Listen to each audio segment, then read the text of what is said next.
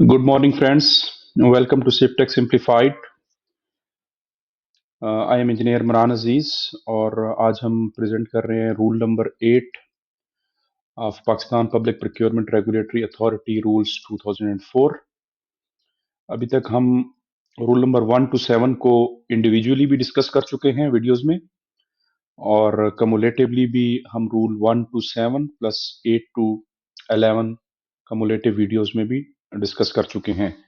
But उन videos का size थोड़ा सा लेंथी है, that's why I'm making another short video for you in which we will be discussing each and every rule separately, ताकि वक्त की कमी की वजह से आपसे कोई चीज स्किप ना हो। तो चले बढ़ते हैं अपनी वीडियो की तरफ। देख, पेपरा रूल का रूल नंबर 8 बात करता है प्रोक्योरमेंट प्लानिंग की, जो कि बहुत ही इंपॉर्टेंट पार्ट है आपकी प्रोक्योरमेंट प्रोसेस का, और पब्लिक प्रोक्योरमेंट की बेसिस है प्रोक्योरमेंट प्लानिंग। जिस तरह किसी भी प्रोजेक्ट की बेसिस उस प्रोजेक्ट की प्लानिंग होती है, और उसके बाद उसकी सारी एग्जीक्यूशन, उसकी सक्सेसफुल इम्प्लीमेंटेशन उसकी प्लानिंग फेज के ऊपर डिपेंड कर रही होती है। इसी तरह किसी भी प्रोक्योरमेंट साइकिल का फाउंडेशन या उसकी बैकबोन जो है वो उसका प्लान है, प्रोक्योरमेंट प्लान है। हमारे चैनल को आप सब्सक्राइब कर चुके हैं, उसके लिए हम आपका शुक्रिया अदा करते हैं, और जिन्होंने सब्सक्राइब नहीं किया तो वो बेल आइकन भी प्रेस करें और चैनल को सब्सक्राइब करें, क्योंकि इस चैनल पे हम मुख्तलिफ प्लेलिस्ट्स के थ्रू आप तक civil engineering content plus procurement rules in a simple language और एमसीक्यू सीरीज हम डिस्कस कर रहे हैं कंटिन्यूसली, जो कि हेल्प कर रही है मुख्तलिफ इंजीनियर्स को और प्रोफेशनल्स को in preparing themselves for the job interviews and job tests. हमने कुछ सेशंस में यूएसए प्रोक्योरमेंट रूल्स को भी डिस्कस किया है, वो भी आप वीडियोस में देख सकते हैं।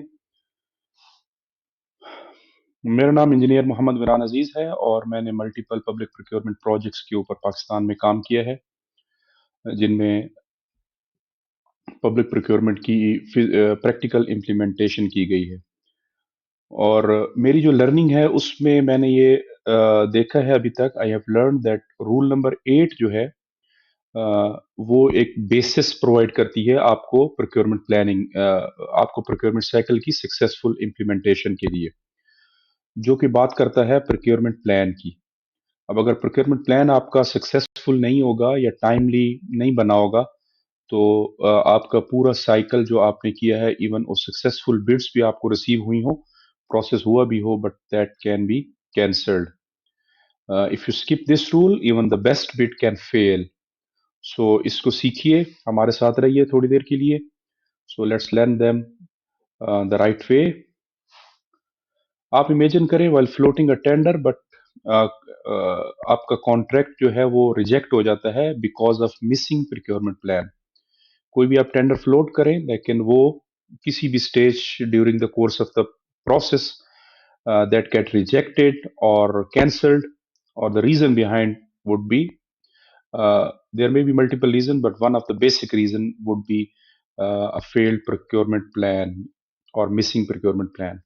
So skipping procurement planning or proper planning can lead to an audit objection, inquiry, retendering, or any sort of disciplinary action against you. So that's why procurement planning is very much important. So today we will discuss each of the rules separately. In this video, we are discussing rule number 8 step by step with real examples and practical understanding. So first of all, हम rule के ऊपर जा रहे हैं। Procurement planning का जो process है वो फेल होता है स्टार्ट में और even mid of the procurement planning में, और जो सक्सेसफुल प्लान होगा वो आपको बचाएगा ऑडिट ऑब्जेक्शन से और ट्रांसपेरेंसी इश्यूज से, और इंश्योर करेगा कंपटीशन को। पेपरा ने इस रूल को बड़ा क्लियरली डिफाइन किया है, और it is called procurement planning rule 8। Procurement planning एक प्रोसेस है जिसमें प्लानिंग के साथ साथ कुछ और प्रोक्योरमेंट प्लान के साथ साथ कुछ दो चार और भी स्टेप्स इन्वॉल्व हैं, जो कि हम शॉर्टली डिस्कस करेंगे आने वाली वीडियोस में। तो इस ओवरऑल 4 रूल्स जो 8 to 11 हैं, ये सारे कवर करते हैं प्रोक्योरमेंट प्लानिंग को। रूल 8 बात करता है with in 1 year of commencement of these rules all procuring agencies shall devise a mechanism for planning in detail for all proposed procurements with the object of realistically determining the requirements of the procuring agency within its available resources, delivery time or completion date, and benefits that are likely to occur to the procuring agency in future. So with in 1 year का मतलब ये है कि ये rules enforce हुए 2004 जून में। तो वहां से ही ये रूल इंसर्ट किया गया, ये लेटर ऑन ऐड नहीं किया गया। 2004 में ही इनिशियल ड्राफ्ट के अंदर ये रूल था, तो इसलिए यहाँ पे विद इन 1 year का बोला गया। चूंकि पेपरा ने अपने रूल्स इंट्रोड्यूस किए, तो वो ये इंश्योर करना चाह रहे थे कि जून ऑनवर्ड हर प्रोक्योरिंग एंटिटी अपना एक प्रोक्योरमेंट प्लान बनाएगी। आगे जाके वो बता भी रहे हैं अगले रूल में कि वो कैसे बनेगा, वो कैसे अपलोड होगा। बट यहाँ तक उन्होंने ये कह दिया कि हर प्रोक्योरमेंट एजेंसी के ऊपर बाइंडिंग है कि वो अपना एक प्रोक्योरमेंट प्लान बनाएंगे। और किसके लिए? For all proposed procurement during that course of the year या फाइनेंशियल ईयर। लाइक आपका पब्लिक वर्क्स है, तो आपका जुलाई टू जून प्रोक्योरमेंट साइकिल है या वर्क साइकिल है, तो उस पूरे एक साल के लिए आपने जो जो प्रोक्योरमेंट्स करनी है, उनको आप initial days of the year में, जुलाई में आप प्लान करेंगे और अपलोड करेंगे अथॉरिटी की वेबसाइट पर, प्लस अपनी जो प्रोक्योरिंग एजेंसी है उसकी भी वेबसाइट के ऊपर। ये आपके ऊपर बाइंडिंग है। तो उसके ऑब्जेक्टिव क्या होंगे? Realistically determine the requirement. आप अपनी रिक्वायरमेंट्स को रियलिस्टिकली डिटरमिन करेंगे। जितनी भी उस साल में आपकी वर्क्स की रिक्वायरमेंट्स हैं, सर्विसेज की रिक्वायरमेंट्स हैं या गुड्स की रिक्वायरमेंट्स हैं आपके इदारे की, उन सबको आप एग्जीक्यूट करेंगे। उसके लिए PC1 का अप्रूव होना, लिमिटेशंस ना होना, ये सारी बातें हम आगे जाके डिस्कस करेंगे, या जो पिछले रूल्स में हम 1 to 7 तक जिक्र कर चुके हैं, वो भी आपने इंश्योर कर रहे हैं। उसके बाद दूसरी एक तो रियलिस्टिक रिक्वायरमेंट्स उसमें रिफ्लेक्ट करनी चाहिए। With in its available resources, आपके पास वो रिसोर्सेज होने चाहिए उस प्रोक्योरमेंट को एग्जीक्यूट करने के लिए। डिलीवरी टाइम मेंशन होना चाहिए प्लान के अंदर, और कंप्लीशन डेट्स भी मेंशन होनी चाहिए उन प्रोजेक्ट्स की या उन प्रोक्योरमेंट्स की। और end benefits that are likely to accrue, जो आपको फ्यूचर में उनसे बेनिफिट्स मिलने हैं। लाइक अगर वर्क्स का केस है, तो कंस्ट्रक्शन ऑफ रोड फला डिस्ट्रिक्ट टू फला डिस्ट्रिक्ट या फला जगह टू फला जगह, ये सारा स्कोप में आ जाएगा। रिसोर्सेज में उसकी कॉस्ट आ जाएगी, टाइमलाइंस में उसका कंस्ट्रक्शन पीरियड आ जाएगा कि फला मंथ से फला मंथ तक या फला डेट से फला डेट तक। तो ये 3 4 5 टेबल कॉलम्स का एक टेबल होगा, जिसको आप प्रोक्योरमेंट प्लान कहते हैं। और उसमें आप इवन ये भी रिफ्लेक्ट कर सकते हैं कि ये आप किस मंथ में करेंगे। टेंटेटिव पीरियड आपका मेंशन होना चाहिए। फॉर एग्जांपल आप ये प्लान तो जुलाई में अपलोड कर रहे हैं, मे बी प्रोक्योरमेंट आपकी नेक्स्ट ईयर जनवरी से हो, तो आपने उसमें लिखना होगा कि नेक्स्ट ईयर जनवरी में मेरा ये टेंडर लगेगा या ये प्रोक्योरमेंट एडवर्टाइज होगी। तो मकसद ये है, इसके पीछे मकसद ये है कि प्रोक्योरमेंट प्लानिंग हम ये है क्या और करते क्यों है। तो मकसद इसका यही है कि आपका कम्पिटिटिव प्रोसेस इंश्योर हो जाए। आपके लिए जो पोटेंशियल बिडर्स हैं, वो पहले से मेंटली, फिजिकली, फाइनेंशियली अपने आप को तैयार कर सकें कि फला इदारे का टेंडर फला मंथ में आना है, तो उसके लिए मुझे क्या क्या रिसोर्सेज चाहिए। उसके बिडिंग प्रोसेस को इंश्योर करने के लिए मैंने किस किस्म की अपना होमवर्क करना है। तो ये सब चीज़ों को इंश्योर करने के लिए, और अल्टीमेटली गोल सिर्फ एक है, to ensure the open competitive bidding. with this single one goal, Pepra is trying various rules and various methods कि वो इंश्योर हो जाए कि इस प्रोसेस में ओपन कम्पिटिटिव बिडिंग इंश्योर की गई है। तो प्लानिंग, व्हाट इज प्लानिंग, वो तो आपको पता है कि प्लानिंग में क्या क्या चीजें आती हैं। इसमें प्रोक्योरमेंट प्लान के हवाले से ये होगा कि आपने क्या प्रोक्योर करना है, व्हाट टू प्रोक्योर, उसकी क्वांटिटी क्या होगी, उसका स्कोप ऑफ वर्क क्या होगा, उसकी कॉस्ट क्या होगी, एस्टिमेटेड कॉस्ट की बात हो रही है। तो ये 3 चीजें आपने डिफाइन करनी है, प्लस व्हेन टू प्रोक्योर, उसका टाइमलाइंस क्या होगी, किस मंथ में प्रोक्योर करना है, प्लस उसकी कंप्लीशन एंड इनिशिएशन डेट वो भी आपने मेंशन करनी है उस प्रोजेक्ट की या उस प्रोक्योरमेंट की। और विच मेथड टू यूज, आपने कौन से मेथड्स यूज करने हैं नॉर्मली। ओपन कम्पिटेटिव बिडिंग और अल्टरनेट मेथड्स ऑफ प्रोक्योरमेंट, दो किस्म के मेथड्स हैं।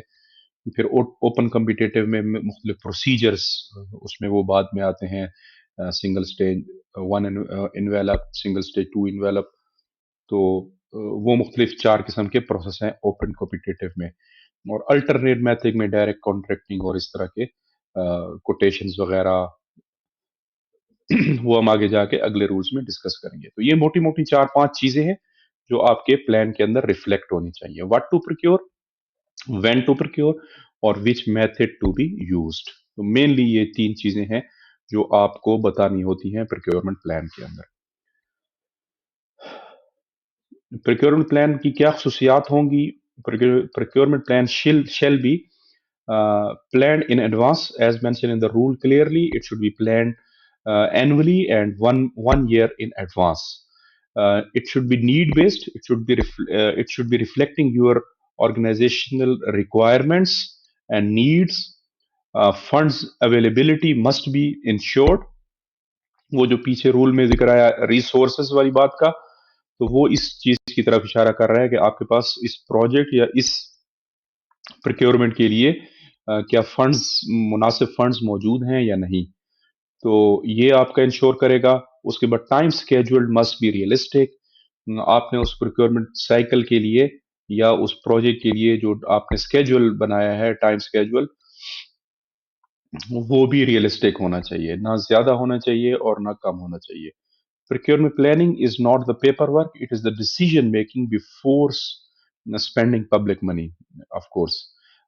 ये सिर्फ कागजी खाता नहीं है, बल्कि जैसे मैंने कहा कि competitive process को इंश्योर करने के लिए procuring entity as well as bidders दोनों के एंड के ऊपर एक decision making है before spending the public money by the procuring entity, as well as before delivering or offering the services by the contractors or the suppliers.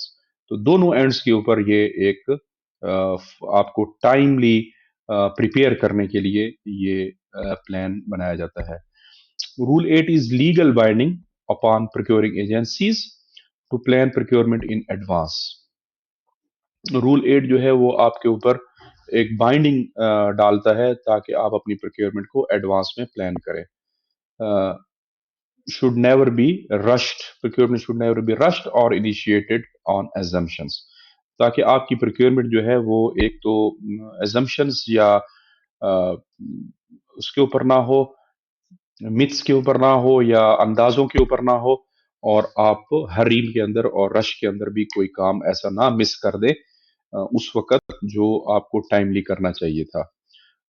अक्सर departments में और अक्सर जगहों पे ये देखा जाता है कि प्रोक्योरमेंट प्लान को इतना सीरियस नहीं लिया जाता, और जब आप प्रैक्टिकली उस प्रोसेस के अंदर एंटर होते हैं तो बहुत सी चीजें उस वक्त आपके जहन में या आपके सामने आ जाती हैं जो आपको बड़ा एडवर्सली इफेक्ट करती हैं आपके पूरे प्रोक्योरमेंट साइकिल को। तो इसलिए अगर ये 4-5 चीजें प्रोक्योरमेंट प्लान के वक्त एक साल पहले आपने कंसिडरेशन में ले आई और उसके ऊपर आपने अपने आप को प्रिपेयर कर लिया, तो आई एम डैम श्योर कि आपकी प्रोक्योरमेंट एक सक्सेसफुल प्रोक्योरमेंट होगी। और पेपरा का भी यही मुद्दा और मकसद है कि आपकी प्रोक्योरमेंट साइकिल जो है वो एक कम्पिटिटिव हो और वो एक सक्सेसफुल साइकिल हो, उस पे पब्लिक मनी का वेस्ट ना हो, क्योंकि आपको पता है हर प्रोक्योरमेंट साइकिल के ऊपर आपके रिसोर्सेज और आपकी पब्लिक मनी वेस्ट हो रही होती है। So that's why to ensure the wastage of public money and timely execution of the procurement cycle, PEPRA has made this Rule 8 and it is a binding upon the procuring agencies. तो practical examples, poor planning क्या होती है, tender floated without budget and ensuring। हाँ, आपने एक आपकी procurement या planning poor क्या कैसे होगी, आपने फ्लोट कर दिया टेंडर लेकिन आपके पास PC1 अप्रूव नहीं है, आपके पास फंड्स रिलीज नहीं है, आपके आपके अकाउंट में फंड नहीं है और आपने एजम्पशंस की बेसिस के ऊपर कोई टेंडर आपने फ्लोट कर दिया कि जी मेरे साथ फाइनेंस डिपार्टमेंट ने या मेरे साथ मेरे क्लाइंट ने कमिटमेंट की है कि हमें फंड रिसीव हो रहे हैं, और अंदाजा अंदाजा की बेस पे मैंने एक टेंडर फ्लोट कर दिया, और जब आप पूरा प्रोसेस कर चुके हों तो आपको किसी भी इशू की वजह से उसको कोरिजेंडम इशू करना पड़ेगा कि ये प्रोसेस फेल हो गया, तो ultimately you will have to face the audit objection over this failed procurement cycle, जिसके ऊपर आपने काफी सारे पैसे अपने इदारे के बर्बाद कर दिए। और अगर आप ये दोनों चीजें पहले इंश्योर कर लेते तो फिर वेस्टेज ऑफ पब्लिक मनी का कोई क्वेश्चन नहीं था। उसके बाद इमरजेंसी जस्टिफिकेशन यूज रिपीटेडली, आपने कोई भी इमरजेंसी की जो कि एक्चुअल इमरजेंसी होती है तो वो आप रिपीटेडली खामखा भी उस इमरजेंसी की क्लॉजेस को खामखा इस्तेमाल करें और रिपीटेडली इस्तेमाल करें instead of following the actual process. और दूसरी फेल्ड प्लानिंग की एक मिसाल होती है रीटेंडरिंग ड्यू टू डिलेज। आपका टेंडर डिले हो रहा है, आप टाइम पे डिसीजन नहीं कर सके, टाइम पे एवेल्युएशंस नहीं कर सके, और आपने टेंडर को डिले कर दिया, तो ये भी एक मिसाल है आपके प्रोक्योरमेंट प्लानिंग के फेलियर की। उसके बाद अच्छी प्रोक्योरमेंट प्लानिंग कौन सी होती है? अच्छी प्रोक्योरमेंट प्लानिंग, आपके पास बजट अप्रूव्ड होना चाहिए, आपका PC1 या आपका स्कोप ऑफ वर्क अप्रूव्ड होना चाहिए, उसके अंदर क्वांटिटीज क्लियर होनी चाहिए, जितनी भी गुड्स की प्रोक्योरमेंट आपने करनी है, your scope of work, your specifications, your approval mechanism, your packages, everything should be pre approved. तो annual procurement plan and realistic timelines उसमें अगर मेंशन है, प्रोक्योरमेंट प्लान भी बना है और टाइमलाइन भी रियलिस्टिक है, तो इस प्लानिंग को या इस प्रोक्योरमेंट को हम प्रॉपरली प्लान्ड प्रोक्योरमेंट कहेंगे। सो समरी एंड नेक्स्ट पार्ट में अब तक हमने प्रोक्योरमेंट प्लानिंग की बात की है, आगे जाके मुख्तलिफ रूल्स में हम स्प्लिटिंग की बात करेंगे, फेयर स्पेसिफिकेशंस की बात करेंगे और प्रायर अप्रूवल्स की बात करेंगे। तो हमारे साथ जुड़े रहिए, चैनल को लाइक और वीडियो को शेयर कीजिए और सब्सक्राइब करें सिफ्ट टेक सिंप्लीफाइड, और हमें कमेंट में बताएं कि आप इंजीनियर हैं, कॉन्ट्रैक्टर हैं या एक गवर्नमेंट ऑफिसर हैं, और अगर आपकी कोई सजेशंस हैं तो हमें sifttechsimplified@gmail.com के ऊपर आप भिजवा सकते हैं। So thank you very much and see you in the next video. Stay tuned with us. Thank you.